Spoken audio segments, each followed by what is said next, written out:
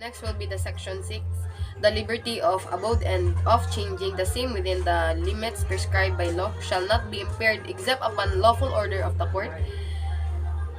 Neither shall the right of the travel be impaired except in the interest of national security, public safety, of public health, as well as to provided by law. So in this section, the persons who wants to travel must guarantee his rights unless there is a lawful order that prohibits to do so or puts public safety risk.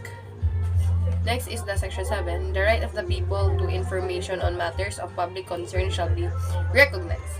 Access to official records and to documents and papers pertaining to official acts, transaction, or decisions, as well as the government research data used as basis for policy development, shall be afforded the citizens, subject to such limitation as much be provided by law. So in this section state that there must be transparency on the information specifically to the government. Next is the section 8, the right of the people, including those employed in the public and private sectors, to form unions, associations, or societies for purpose not contrary to the law shall not be abridged. So in this section states that the people have the freedom to create an organization, a union, as long as its purpose is according to the respective standards and does not harm.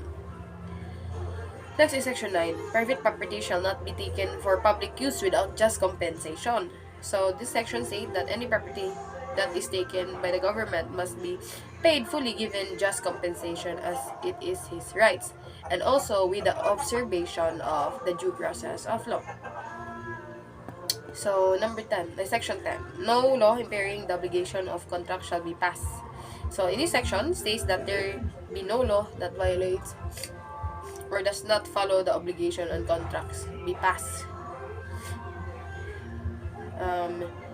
Next is the free access to the courts and quasi-judicial bodies of and adequate legal assistance shall not be denied to any person by person of property. So in section 11, this section says that it is a person's right to be given a legal assistance by the government regardless of his her social status.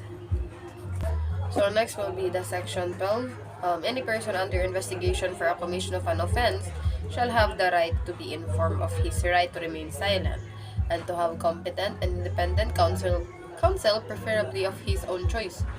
And if the person cannot afford the service of counsel, he must be provided with one. These rights cannot be waived except in writing or in the presence of counsel. So in this section states that if the person cannot afford the service of counsel, he must be provided with one, or any accused, because it belongs to their rights.